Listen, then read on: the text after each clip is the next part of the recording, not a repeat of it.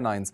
That's where it's possible we'll see 10 to 20 centimetres for even populated places like Leeds, Bradford, Sheffield, Wakefield, and for some of the most exposed spots, 20 to 40 centimetres of snow. Some significant disruption then for Trans-Pennine routes, and that continues into Friday morning. That's why there's an amber warning for this part of northern England and the North Midlands.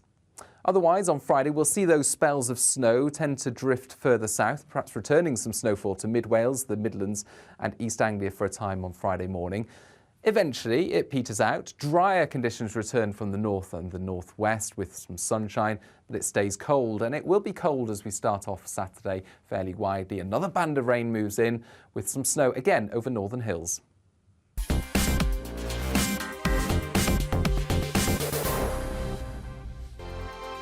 Monday to Thursday nights on GB News. At 6, it's Dubes & Co.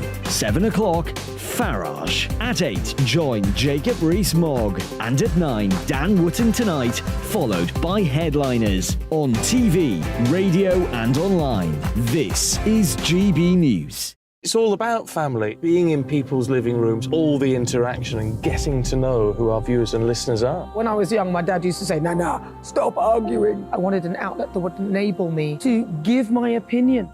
People are going through a really hard time right now, and I know that you don't feel like you're being listened to by the establishment. I came to GB News because it's the People's Channel, and I want the audience to have their say on the events of the day. We're dynamic. We do something different. Democracy shows that the wisdom of the nation is in its people.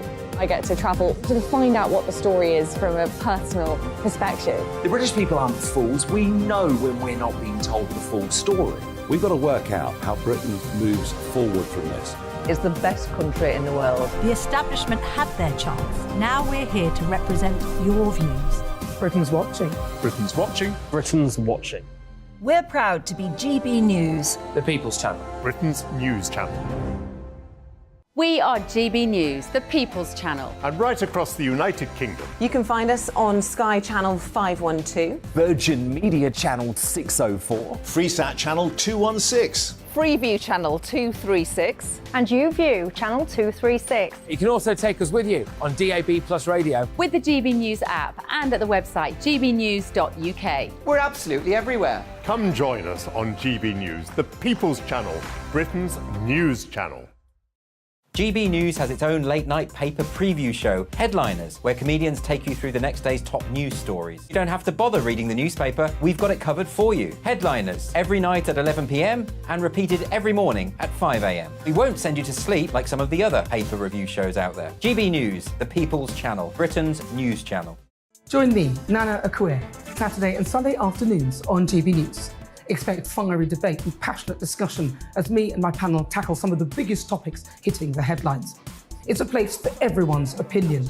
No one gets cancelled, but no one gets an easy ride. Oh, she's on it today! Be ready for conversations that are fierce, frank, and of course, fun. Every Saturday and Sunday afternoon from 4 p.m. on GB News, the People's Channel.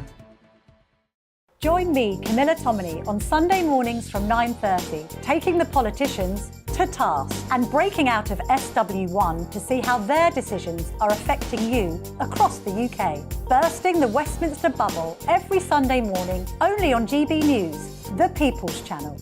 Britain's watching.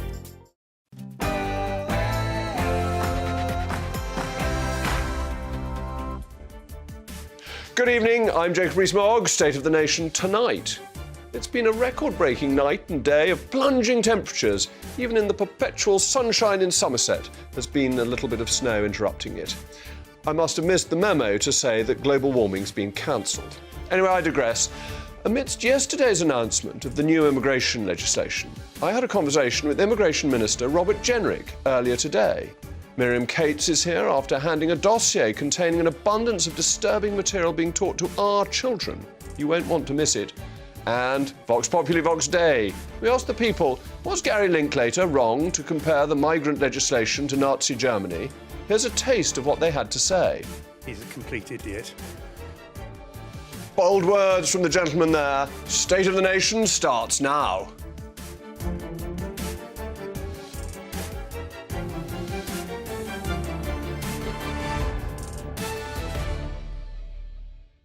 Also be hearing from our panel, the former editor of The Sun, Kelvin Mackenzie, and the Labour MP, Lloyd Russell-Moyle. As ever, I want to hear from you.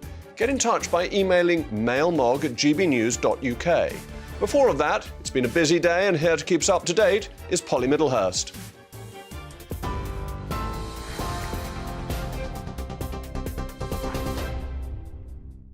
Jacob, thank you. And the top story tonight on GB News. The Prime Minister has accused Labour leader of being on the side of the people smugglers as the pair went head-to-head in the House of Commons today over the new illegal migration bill.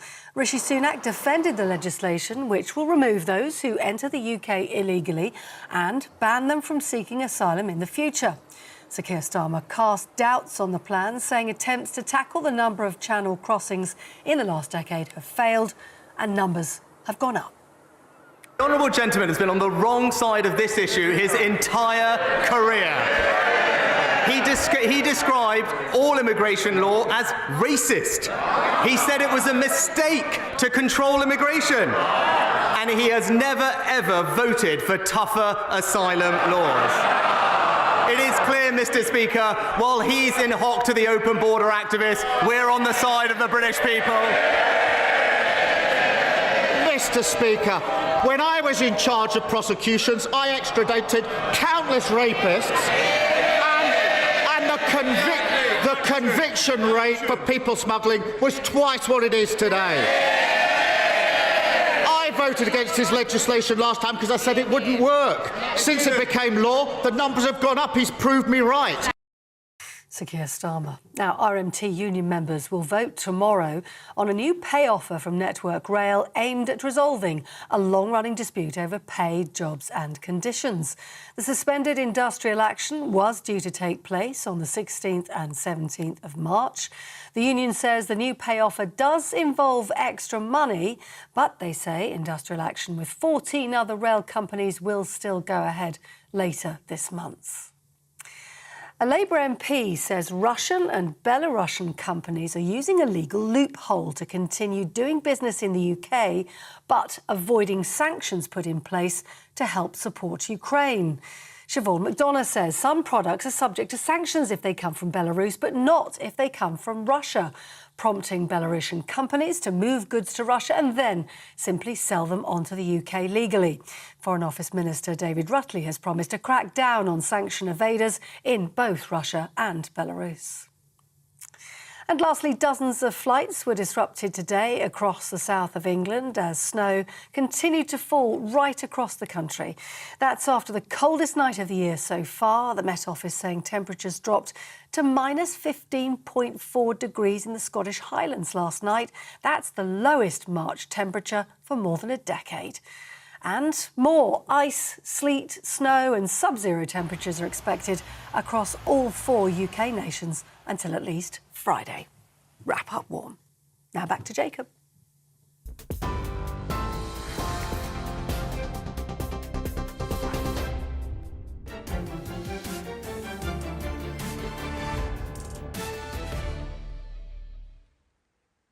The Home Secretary, Mrs Braverman's immigration bill, has been criticised by the usual suspects.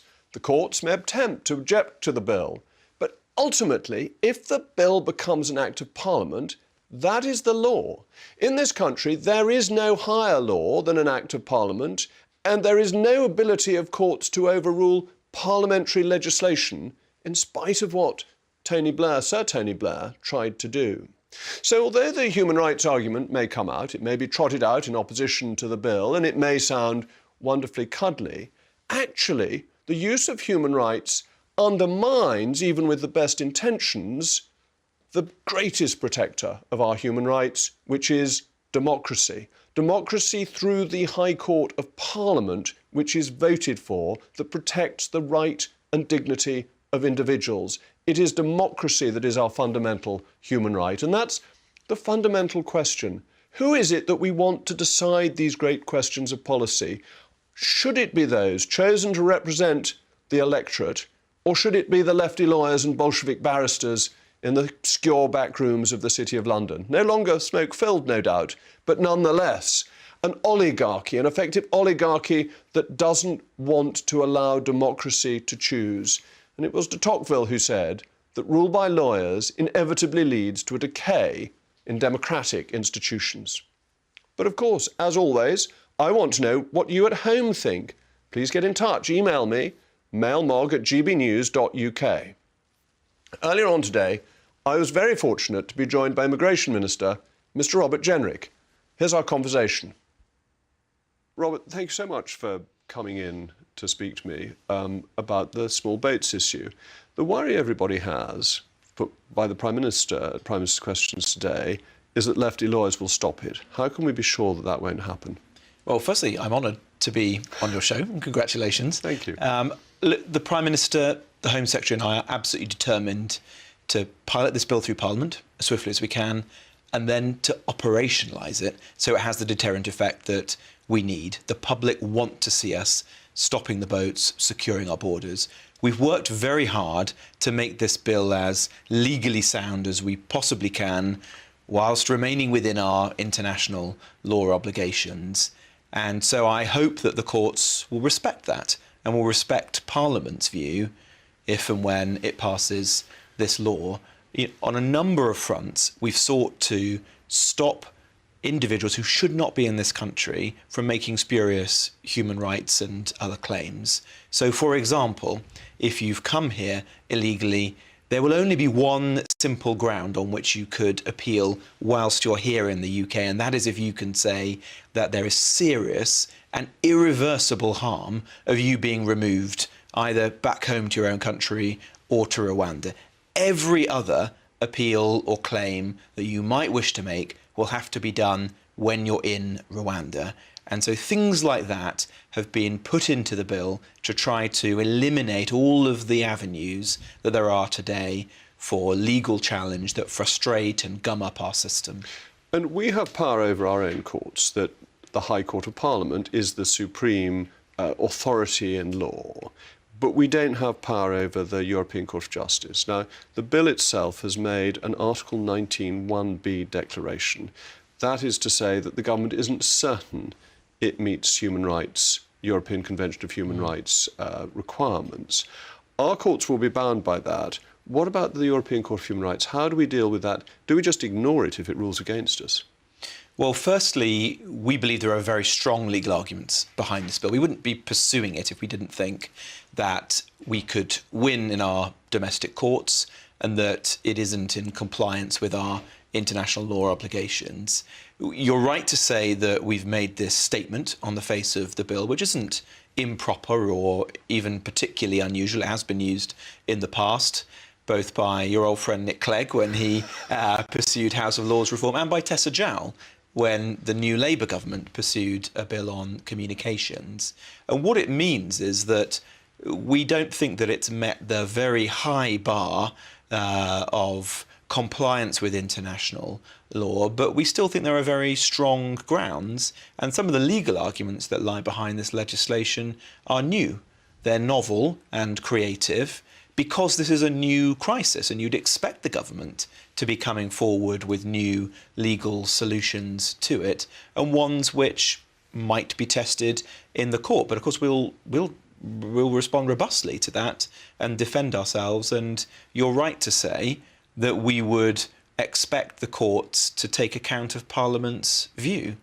And if Parliament votes for this bill, it will be giving the government the power to resolve a very serious emergency situation that requires, quite clearly, new, innovative and robust solutions. We don't anticipate that there will be a problem with the Strasbourg courts, but I certainly share your frustration at what happened last year when Priti Patel, the then Home Secretary, began to use the Rwanda policy, and it was frustrated at the 11th hour by an unnamed judge from which country we don't even know. Thought to be a Russian in a bar. It could have been. You can't say that. And I think perhaps most importantly, that was essentially an injunction which the domestic courts here in the UK had chosen not to do.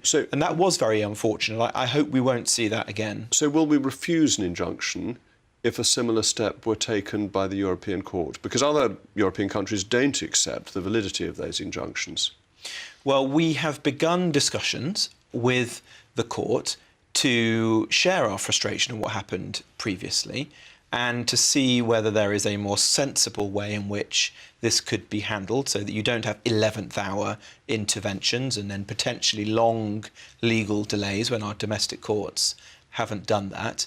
And you may note, because you're an eagle-eyed parliamentarian, that we have put a clause into the bill which asks this exact question, which is how would the government respond to what's called Rule 39 interventions by the court, which is when they try to step in at the last minute and injunct actions by the government. And we're considering how we should respond to that.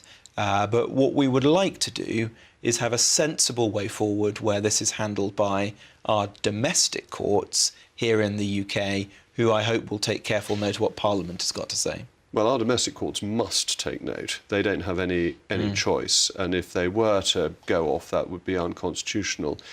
Assuming it all works legally, can you actually get the people on the planes? Because the record of deportations by this government and previous governments is not great, and you've had passengers on flights protect the person being deported, you've had protest groups coming out, and recently somebody who went on to commit a murder was not deported because of these protests. What is it, 21 were actually deported under the bill we passed last year. How do we get those numbers up into the thousands and really make sure that happens? Well, I share your frustration at the current situation. As the immigration minister, I see this every day. In fact, in January, I went to one of our immigration removal centres on the night that we were doing a flight to Rwanda, and literally as individuals, about foreign national offenders, were being taken to the coach, to the plane, I saw them field calls with their lawyers and put in new claims that they were now slaves who had been subjected to human trafficking that, you know, that mysteriously they'd never chosen to raise in the past. And that is abuse. Let's be honest, that is abuse of our generosity and of our laws, and we need to stamp that out. What we try to do with this bill is create a very simple and clear scheme, which is that if you arrive here illegally, you will have no right to remain here, to get citizenship or settlement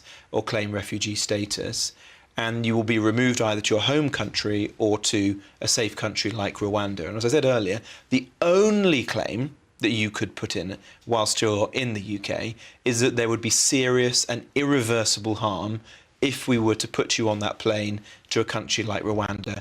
And that is an extremely high bar, by which we mean physical harm primarily to the individual.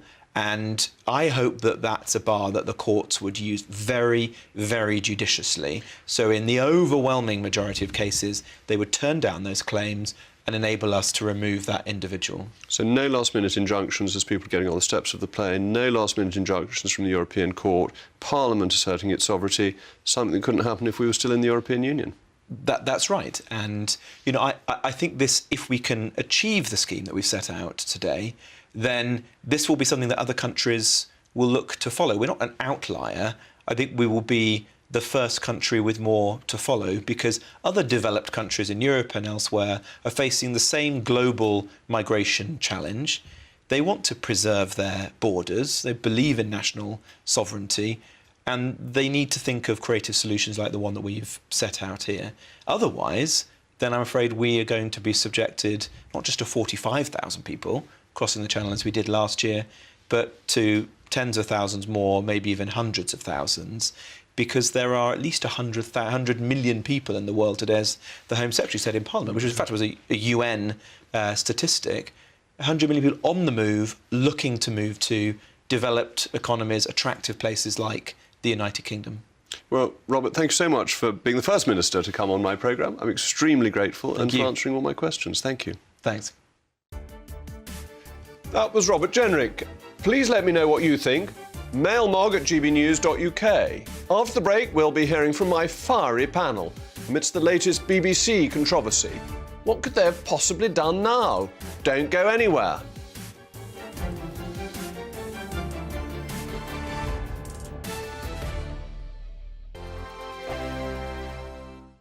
We We are GB News, the People's Channel. And right across the United Kingdom. You can find us on Sky Channel 512, Virgin Media Channel 604, Freesat Channel 216, Freeview Channel 236, and YouView Channel 236. You can also take us with you on DAB Plus Radio, with the GB News app and at the website gbnews.uk. We're absolutely everywhere. Come join us on GB News, the People's Channel, Britain's news channel. Monday to Thursday, 9 p.m. till 11 p.m. Join me, Dan Wootton. I'll bring you the sharpest takes and hottest debates. Do you not believe in prison? I don't believe in prisons. I'm completely stunned. I guarantee you there'll be no spin, no bias, no censorship. I actually was personally quite offended by it.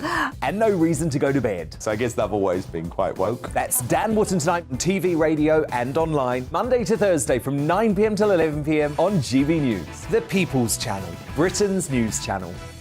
Hello, I'm Michelle Dewberry, and you can join me every weekday 6 till 7 on Jubes and Kerr. You're an inspiration to us all. Clip that bit up. Well, you are. That's my ringtone. My political ambitions those days are gone, I can tell you. She's only teasing. Go on. He's probably going to want to lay down now. I'll give him 2 minutes to have one. Let's respectfully disagree. That's what we like on Jubes and Kerr. Come and join us. GB News, the People's Channel. Michelle Dewberry, weekday evenings at 6 o'clock. I'm Simon Evans. Join me on GB News for Headliners at 11 p.m. What's the scoop? I'll be joined by 2 of the country's top comedians. That's right. As we take a look at tomorrow's newspapers tonight. We're going to get into trouble. If it's a big story, we'll be covering it. Spill some tea on him. There we go. But we'll also have some fun. I wouldn't stick up a bank. My father didn't love me. So anyway. Headliners every night from 11 on GB News, the People's Channel, Britain's news channel. It's all about family, being in people's living rooms, all the interaction and getting to know who our viewers and listeners are. When I was young, my dad used to say, "Nana, stop arguing." I wanted an outlet that would enable me to give my opinion. People are going through a really hard time right now, and I know that you don't feel like you're being listened to by the establishment. I came to GB News because it's the People's Channel, and I want the audience to have their say on the events of the day. We're dynamic. We do something different. Democracy shows that the wisdom of the nation is in its people. I get to travel to find out what the story is from a personal perspective. The British people aren't fools. We know when we're not being told the full story. We've got to work out how Britain moves forward from this. It's the best country in the world. The establishment had their chance. Now we're here to represent your views. Britain's watching. Britain's watching. Britain's watching. We're proud to be GB News, the People's Channel, Britain's news channel.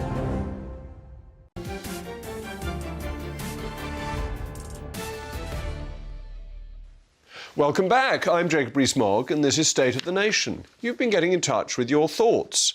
Say, Margaret, who is our heroine for this evening, agree with you, Jacob. We want Parliament to make the laws and lawyers to obey Parliament. That would be novel. Michael says, Mr. Mogg, we have an unelected Prime Minister, so where exactly is the democracy in this? Well, it's not quite true. He commands a majority in the House of Commons. And James says, rather have democracy decide, and lawyers should not fill their pockets with the appeals to the courts. Not sure House of Lords can be called democratic as a non-elected institution. His reference to lawyers filling their pockets reminds me of an 18th century joke, but I may keep that for another time. Let's get back to our discussion that we had with the Immigration Minister, Robert Jenrick, before the break. The government introduced new legislation yesterday which seeks to settle the migrant crisis once and for all. And there are reasonable people on all sides of this debate. There are valid reasons for being both for and against this policy. But a certain individual at the BBC, who I'm told by my team is significant for one reason or another, and goes by the name, I think, of Gary Lynch-Barge, thought it was appropriate to compare the new legislation to Nazi Germany. Now, a rule of public life is never compare anything to Nazi Germany. It's always silly. But I believe in freedom of speech. So I have no objection to his freedom to express his views. The only issue is, does he represent the state broadcaster, which chooses to pay Mr. Gary Lincoln, who I understand used to play association football, over £1 million a year? Meanwhile, they recently made the calamitous decision to close the UK's only full-time professional chamber choir, BBC Singers. Shouldn't they spend the money on that rather than Mr. Linklater? Anyway, never mind what I think. Vox Populi, Vox Dei. We asked the people if Gary Lindeland was wrong to compare this new policy to Nazi Germany, and the people, you have spoken. That's no, that's not an accurate comparison. We're not killing people in gas chambers, no. No, personally, I think the government can't win either way. I mean, there is clearly a problem with illegal immigration. Gary Lineker clearly has a view. The government have a different view, and I guess for me it's a bit too early to say. I don't really fully understand the bill. I think he's a complete idiot. I mean, you know, he's entitled to his opinion, obviously. But anyone who knows anything about history and the history of that period knows it's a completely meaningless comparison. It's just ignorant. Joined now by my esteemed panel, the former editor of The Sun, Kelvin Mackenzie, and the Labour MP, Lloyd Russell Moyle. Lloyd, I'll let you go first. Do you want to defend Mr. Lindbaum? Well, Gary Lineker, who I think is a pretty, you know, kind of good football commentator, although I know as much about football as you do, probably. So reassuring. Two politicians who don't pretend to know about football. It's very rare. I have a Premier League club in my constituency. I wish them all the best, and that is that. But I think he's entitled to those views. The BBC do not employ him to be a political correspondent. They don't employ him to be a news gatherer. That's not his job. His job is to commentate on football. If he was making stupid comparisons about football, maybe that would put him into challenge with his work. I don't think it does, because that's not what he's employed for. Football is an entertainment, and he is a commentator on entertainment. So that is, in my view, fine. Do I agree with the content of what he said? No, I agree with you. Goodwin's law says that if you're losing the argument and you're spending too much time on online forums, you tend to compare everything to the Nazis and Hitler, and it's best not to fulfil Goodwin's law. And so I think the parallels are rather foolish. I do think there are some parallels instead about Britain's treatment historically. Why did Britain initiate the Refugee Convention and we created it with others after the Second World War? Because we were embarrassed about our treatment of the Jews in the 1930s, that we didn't allow people in when in hindsight we realised that they were facing huge persecutions.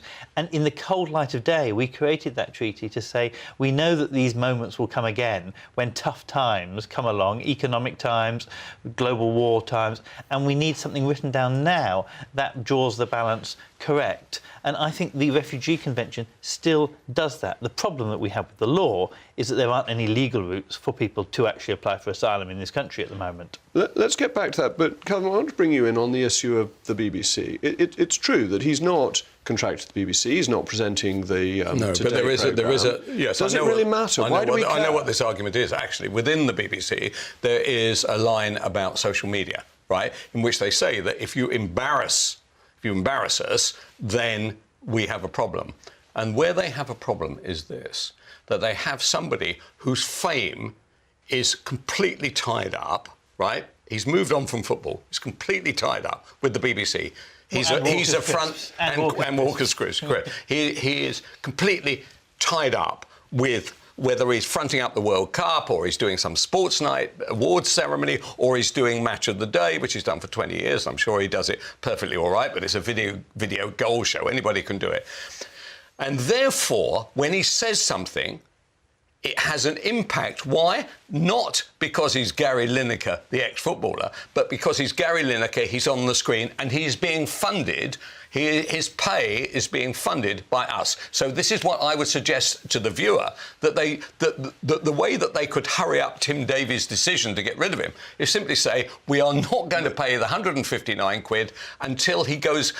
He's entitled to say his stuff, but don't say his stuff when he's employed by the BBC. Do you then bar anyone at the BBC saying any political beliefs? You know, kind of when Diane and Nick Portillo Robinson said that this morning on the Today programme. And Portillo were on the sofa on that programme, and they were politicians, but they were paid by the BBC to sit on that sofa. Would you say they weren't allowed to? No, because that would have devoid. In the same way that Jacob is entitled to a view, and you're entitled to your view because that's what you are actually paid to do. He is paid to give his views, either, as you point out, about crisps or about whether a goal goes in. Now, he has chosen, and I admire him for this, to have a view outside that. But because he is so famous, that view carries way beyond just... Isn't the issue not about him, but about how the BBC is funded, and that the BBC has this requirement for impartiality because it is state-funded. If the licence fee were got rid of, nobody would mind what a former footballer said. It would be completely... So the fundamental issue isn't what he says, isn't the fact that he's on the BBC. It's that the BBC is the state broadcaster and funded by a tax on everybody, and that should go. So if he went to work for BT Sport, or he became the breakfast show for TalkSport, my old shop, absolutely, he could say what he likes as long as the management are prepared to put up with it. Lloyd, I would like to see the licence fee go. I think that it's an anachronism, and it's very few things that I think are an anachronism. Normally, I'm in favour of them. But you want to keep it.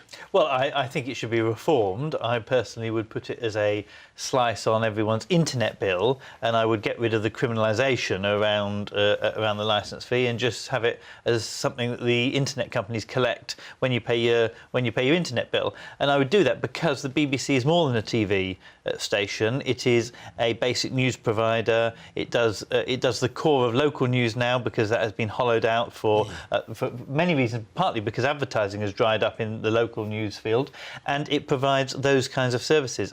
Now, I'm willing to have a discussion about should it focus on certain services rather than other services that it's doing at the moment. I think that's a legitimate discussion, but I do think there is a role for a baseline inform, entertain and educate service. And we saw that during the pandemic in terms of schooling programme as well, which the BBC helped roll out. I think that is important, and I think it's important that is paid for by the public on a mass basis. I think we can do that commercially on GB News, but Kelvin, you once had a proposal that people should get a share in the BBC if they were licence fee payers. Yes, and in the same way as Waitrose and John Lewis are run, or not run, actually, run rather poorly, actually, but that if we are going to be... It's the idea that we are forced to pay for something which...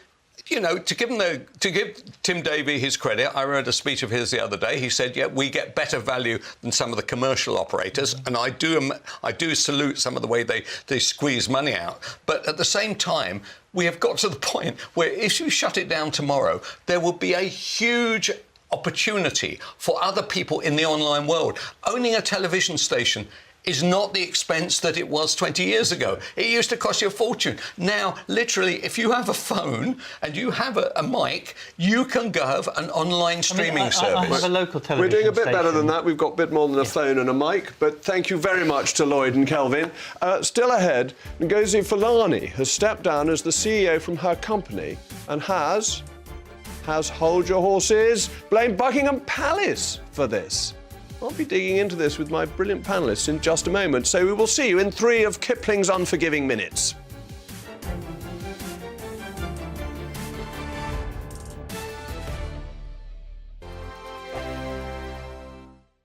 I joined GB News because I was sick and tired of not hearing my views being represented, not just mine, but so many people that I knew and spoke to. I just couldn't get my voice out there. I couldn't say anything. I couldn't do anything. Whatever the narrative was, I kind of had to follow it. GB News is there to provide a voice for those who have been ignored by the establishment media. We think different things. We've got a different style. GB News is here to be optimistic and positive about the future. It's real kind of dynamic and flowing, with the audience very much at the heart of it, like a big family.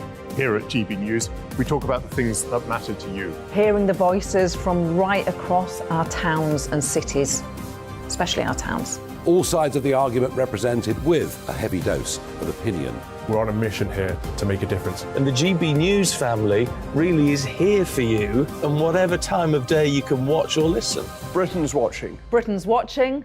We're proud to be GB News. The People's Channel. Britain's news channel. Westminster is going around in ever-decreasing circles, followed by the media. Britain is broken. How on earth did we get into this mess? But more importantly, how do we get out of it. Join me at 7 p.m, Mondays to Thursdays on Farage, here on GB News. We will have open, rational debate. We've got to work out how Britain moves forward from this. Join us here on GB News, the People's Channel. Britain is watching. You've probably seen politicians interviewed 1,000 times, but we do it differently. We find out who they really are, we don't shout, we chat, and hopefully we bring a bit of light, not just heat. Did you know Kate Moss? Apparently. Do you have a pair of jeans or a pair of jeans? No, of course I don't. What would I do with them? My friends are like, oh my God, what's she doing now? Join me every Sunday at 6 for Gloria Meets, only on GB News, the People's Channel, Britain's news channel. I'm Jacob Rees-Mogg, the Member of Parliament for North East Somerset and a former government minister. For years I've walked the corridors of power in both Westminster and the City of London. I campaigned in the largest democratic vote in our island's story. I know this country has so much to be proud of. We need to have the arguments, the discussions on how we make it better. The wisdom of the nation is in its people. Vox Populi, Vox Dei. That's why I'm joining the People's Channel. Join me Monday to Thursday at 8 p.m. on GB News, Britain's news channel. I'm Mark White. As GB News Home and Security Editor, I cover those key issues that are so important to you. Our authorities, our communities doing all they can to combat violent crime. With the public services under unbearable strain, why are we still failing to control our borders? Defence, the first priority of any government, has been continually hollowed out. Can we trust our politicians to protect the armed forces? Join me, Mark White, on GB News.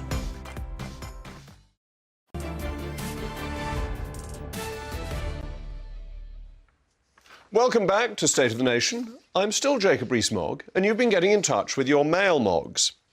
Ross has kindly corrected me. He turns out to be called Lineker, and I think I called him Lynch Barge, among other things. So he's Gary Lineker, ate so many crisps. His head turned into a potato.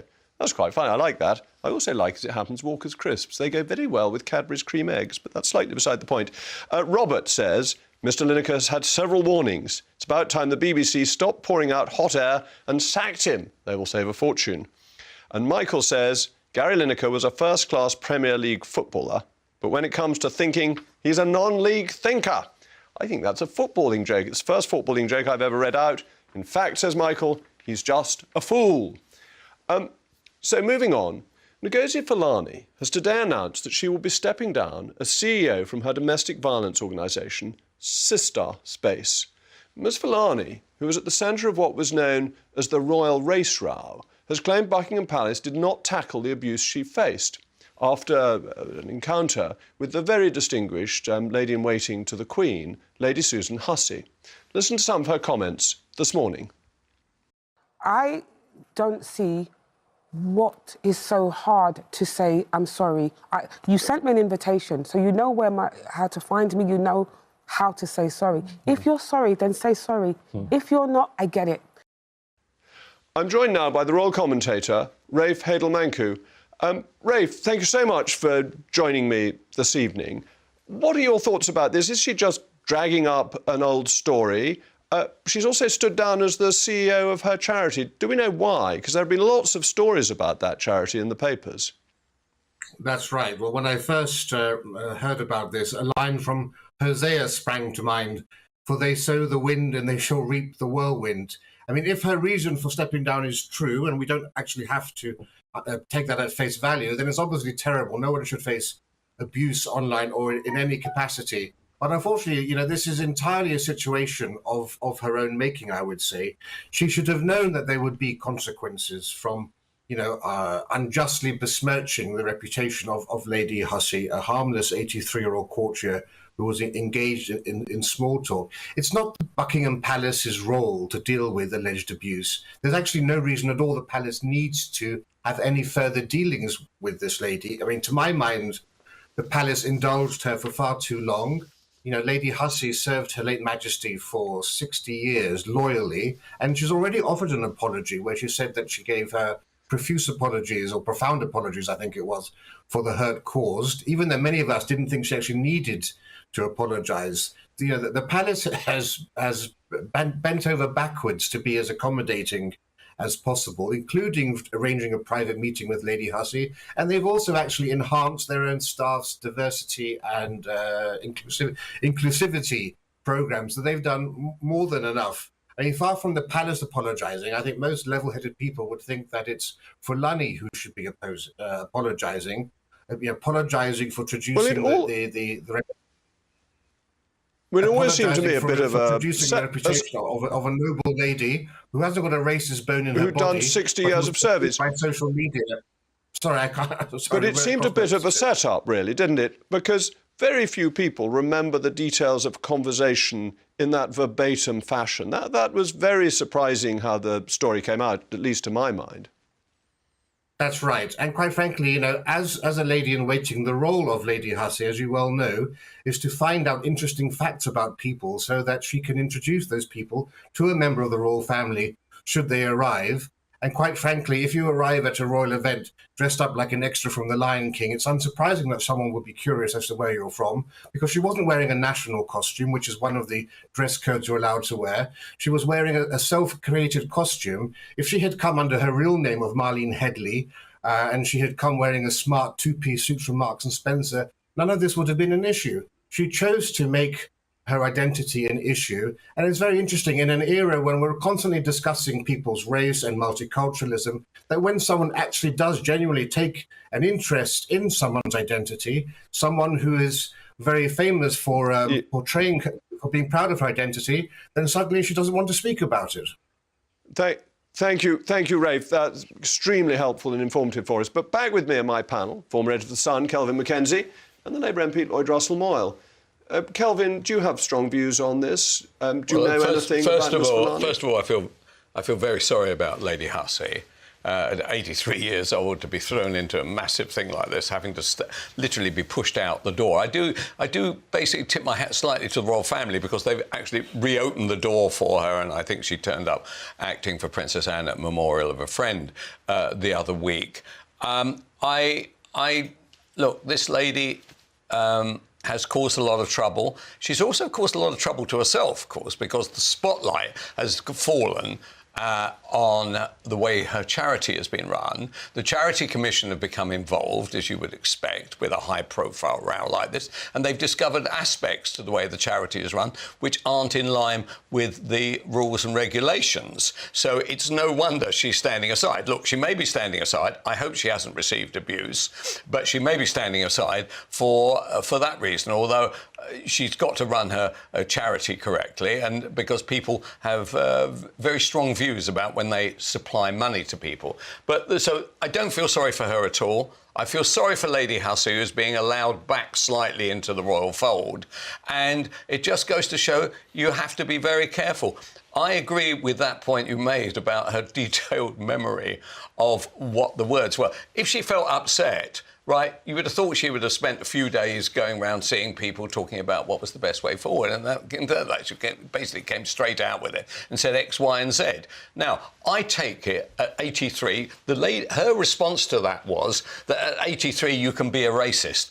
I thought that was taking the game way beyond what anything some old dear has said to you. I think Lady Susan is definitely not some old dear. She was a very distinguished servant of the Queen, but she's definitely not a racist. I'm not trying to put her down. I'm trying to say, in your 80s, right, the idea that you suddenly, when you get to your 80s, you are suddenly a racist is really way over the top. She was given not a break at all. But there's no way she would have served the Queen for so long if she had been, because the Queen was one of the most open people you could possibly find. But Lloyd, what was your view on this? How are you concerned about the abuse allegations? Do you think that's why she stood down, or, as Kelvin says, it may be the investigation into the charity behind it as well? I mean, I think it's quite right that Lady Hussey apologised at the time, and I think that Lady Hussey did overstep the mark.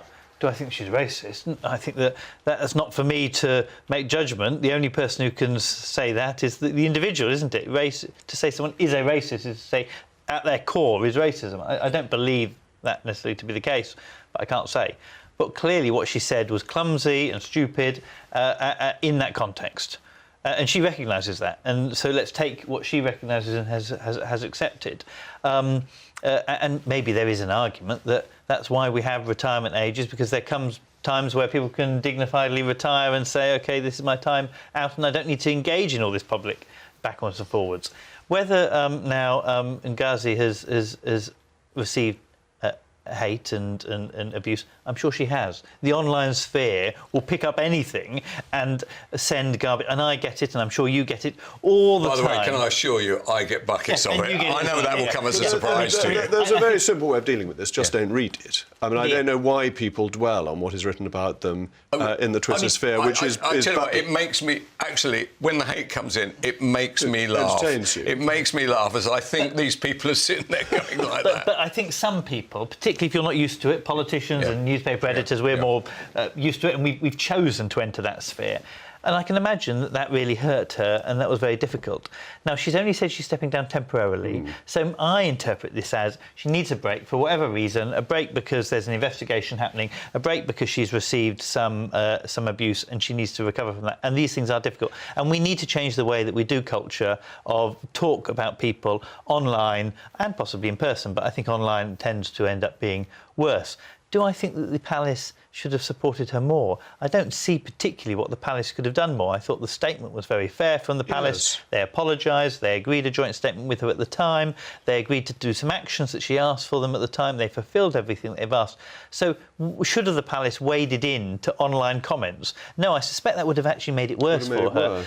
I do think that there is a wider culture of online hate and abuse that we probably should be looking at and trying to reduce, but that's not the Palace's fault. But the thing that started it all, to go back to what I was asking Kelvin, is this memory of a verbatim conversation. I don't know about you, but without watching this over again, I wouldn't be able to note down a verbatim transcript of what we have just said, even though I've been hanging on your every word. No, but when that was written out, no one, including Lord Hussey, challenged that was the discourse that had happened. So I don't doubt that was it.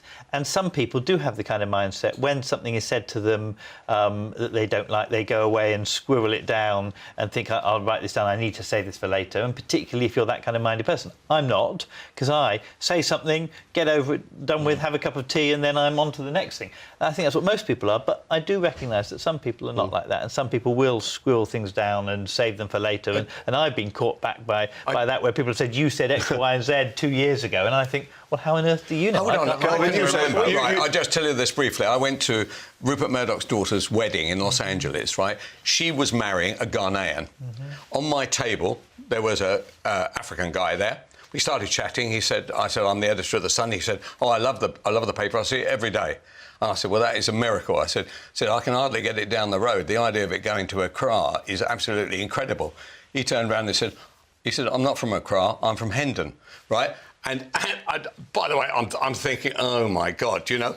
And so even this is like 25 years ago, you can drop a clanger, right? And so I feel desperately sorry for Lady Hussey, and I don't really feel sorry for that lady at all. She knew what she was doing. She was seeking publicity for herself and her charity, and it's blown up on her. Well, so I don't feel sorry for her. You've heard it here first. This is breaking news. Even Kelvin Mackenzie, Mr. Tact himself, can drop a clanger. But thank you to both my panellists for that, and I hope we'll see them next week. Coming up next, Conservative MP Miriam Cates is here to reveal the extent of indoctrination in our schools. We're back in 3, and you will be too, I hope.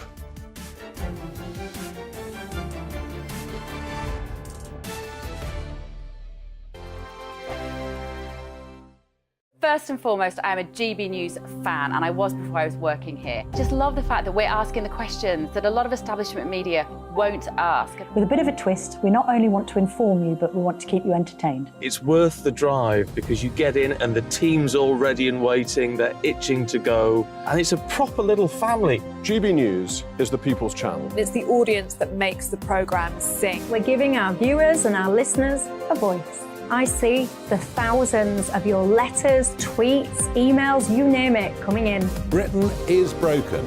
How on earth did we get into this mess? But more importantly, how do we get out of it? The establishment had their chance. Now we're here to represent you. It's time for something different. It's time for GB News. I'm very patriotic. I believe in Britain. Our best days lie ahead. Britain's watching. Britain's watching. Join us here on GB News. The People's Channel. Britain's news channel. Hi, Andrew Pierce here. Join me every Friday lunchtime for a proper no-nonsense debrief of the week's events. With special guests in the studio and the GB News team on the ground, I'll be getting you up to date with news, some intelligent discussion, and my own sharp take. The weekend starts here with me every Friday lunchtime on GB News, the People's Channel, Britain's news channel.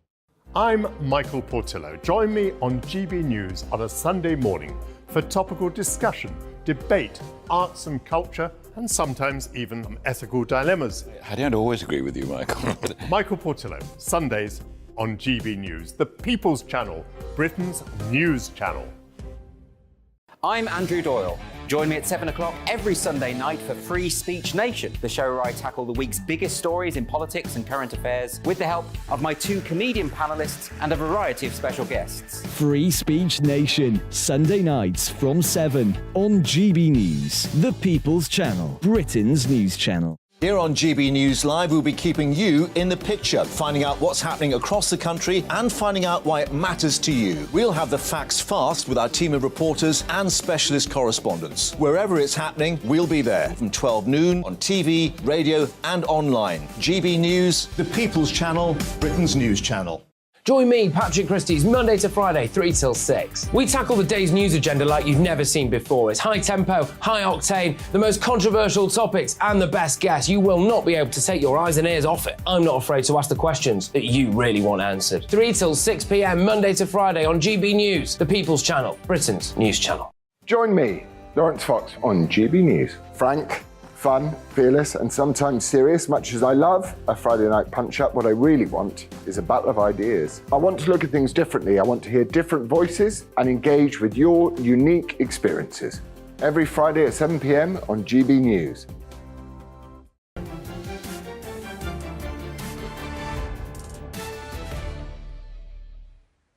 Welcome back to State of the Nation with me, Jacob Rees-Mogg. You've been getting in touch with your male Moggs. Steve goes he needs to travel. Every time I travel abroad, I'm asked where I'm from by someone. It's often used as an icebreaker to start a conversation. There's a lot of truth in that. I often say I'm from London, whereas actually I'm from Somerset, but most people know where London is, and they're not necessarily so good on the geography of England, though everyone should know where Somerset is. Johnny, now she's implying by her actions that the royal family caused the demise of a domestic violence charity. Let's see what a bit of peeking into that charity reveals. And Ruby makes a very good point. Even Prince Harry spoke about Lady Hussey saying she was not racist at all. That's Prince Harry saying it of Lady Susan Hussey. But now, there are disturbing goings on in our schools. Miriam Cates, the Conservative MP for Penistone and Stocksbridge, has presented Prime Minister Rishi Sunak with a dossier of evidence on the nature and extent of indoctrination in relationship and sex education, RSE, in UK classrooms. She raised this at Prime Minister's Questions earlier today.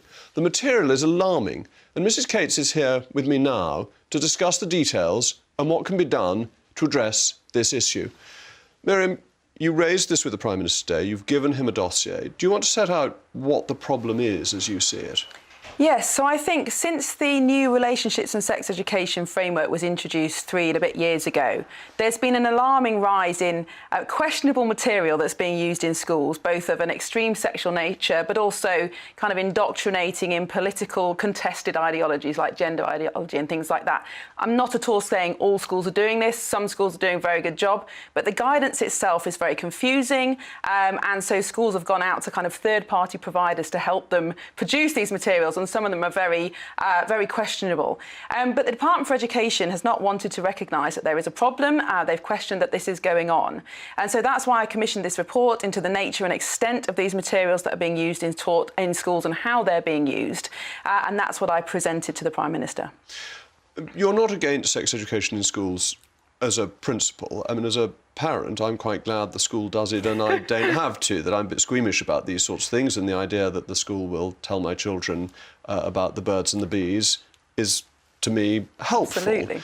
So you think that's a good thing, but it's the next step, it's the politicisation and indoctrination. I wonder if you go in a bit of detail that. What are they trying to tell people that they've got to think? Yes, sure. And I used to be a biology teacher, so I have delivered sex education. So, and I absolutely agree with you. Schools should be, children should be taught the biological facts about sex, the law, how to keep themselves safe. But some of these materials move from the factual into the purely ideological. So if we look at gender ideology, for example, the idea that there are multiple genders, that biological sex isn't important. Some of these materials say things like all genders can menstruate. Now, we can have a giggle about that, but actually if you're a girl who hasn't yet started your periods, how do you feel about that? What information do you take away?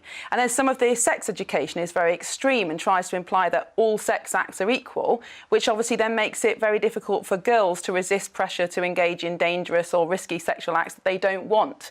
So it's this kind of blurring of the boundaries between biological sex and actually quite extreme political ideas. And this is particular pressure on girls who are made to believe that everything that is asked of them is a reasonable thing to request. It's much more that way than applying from girls to boys. Exactly. Well, and I think, unfortunately, the kind of pornification of our culture through the internet puts a lot of pressure on girls to say yes to things that they really don't want. But instead of teaching girls that it's fine to say no, it's fine to say, no, that's not normal, I don't like it, actually in some classrooms they're being taught that all these different sex acts can be a normal part of someone's sex life, and failing to mention that actually children under 16 can't consent to sex anyway, it's against the law. So it's a kind of blurring of these boundaries that is making children confused about the law and the facts, and I think is deeply inappropriate because it can be quite humiliating, it can be quite shocking. I mean, some of the reports that I've received are of children as young as 10 and 11 being taught about masturbation and pornography. Now, I just think that's shocking for a child to learn about that at school and is deeply inappropriate. And it's marketed about being about relationships as well, purely about sexual relationships, but that doesn't seem to get much of a look in from what you're saying. No, that's true, and one of the examples that I've seen which is an instruction for teachers, tells teachers to not speak about feelings till the end, in the idea that it's all about the kind of commodification of sex, so not about relationships at all. And I think the idea behind this framework was to help children understand what healthy relationships are. But the problem is that the guidance has become so confused, it's so conflicting even within itself, that schools haven't known what to do, and it's opened the door to this kind of Wild West. And you get, in your report, I think, 100 genders. What sort of nonsense is this? How do you get to 100 genders? Well, you tell me. I mean, there's all sorts of different materials that I've collected on gender ideology. And, you know, some of them say gender is a spectrum, gender is fluid. Some of them list, you know, an A to Z of different types of gender. I mean, there are a lot of materials that you can find online. This just isn't true, No, is it's it? not true. There are no facts about gender identity. You know, there's biological sex, male and female. People feel differently about how they want to present themselves and present themselves in a particular gender. But there's no evidence that there is such a thing as an innate gender identity. And so, again, teaching children that that's a fact is actually indoctrination and it's against the law. But we don't see it like that now because it's become so ingrained in our culture. And that's, again, why we need this review, to understand what are these contested theories that are being taught and how are they being portrayed to our children. And you're pleased with the Prime Minister's answer? He's taking this seriously and going to take it up thoroughly? He's taking it seriously. I'm really pleased he shares the concerns, but I am very worried about the DfE doing this review because it's the DfE guidance really that's caused the problem. And I think in the meantime, we need schools to be publishing the materials that they're using. And unfortunately, the Education Secretary has just said on Twitter that parents may have to go into schools to see it. Thank you very much. Perhaps we should get on to the Holy Father. He'd give us some good advice. But thank you, Miriam. That's all from us. We'll be back tomorrow night from 8 p.m. Up next, it's Patrick Christie's in for Dan Wootton. Patrick, what's in your store of delights tonight? Oh, yes, another corker of a show from you, Jacob, may I say. Well, look, I've got loads. We are going in on Gary Lineker. I wonder whether or not he has scored an own goal. In case you're wondering, Jacob, yes, that is a footballing analogy. I'm going to be talking about all of that and, of course, Ngozi Fulani as well, or should that be Marlene Headley? She's at it again. Well, it sounds to me as if he's hit his own wicket, which is a cricketing term, which I'm more familiar with. But thank you, Patrick. You've been working jolly hard this week, standing in so much. We've just got to go to the weather. It's been snowing even in beautiful Somerset. Thank you to all my guests tonight. Back tomorrow from 8 p.m. Hello again, it's Aidan McGiffin here from the Met Office. There'll be further snow in places during the next 24 hours, but the emphasis for snow shifts a bit further north as milder air returns to the far south associated with these weather fronts, and the cold air hangs on across the rest of the UK as the weather fronts bring rain to the far south. The northern edge of them will result in snow. Mainly on Wednesday evening, it's parts of Wales, especially over higher parts, as well as the Midlands, where we're likely to see those spells of snow bring perhaps some disruption, 5, possibly 10 centimetres in places. That peters out by the end of the night and it stays dry with clear spells for Scotland, Northern Ireland, Northern England, with temperatures well below freezing in places. A few snow flurries for the north of Scotland, otherwise mostly fine as we go into Thursday. Showers of rain in the far south of England and South Wales, with temperatures here above freezing as we begin the day. Gusty wind, though, continuing. In between, for Northern Ireland, North Wales, the North Midlands and Northern England, here we're going to see an increasingly wintry scene during Thursday.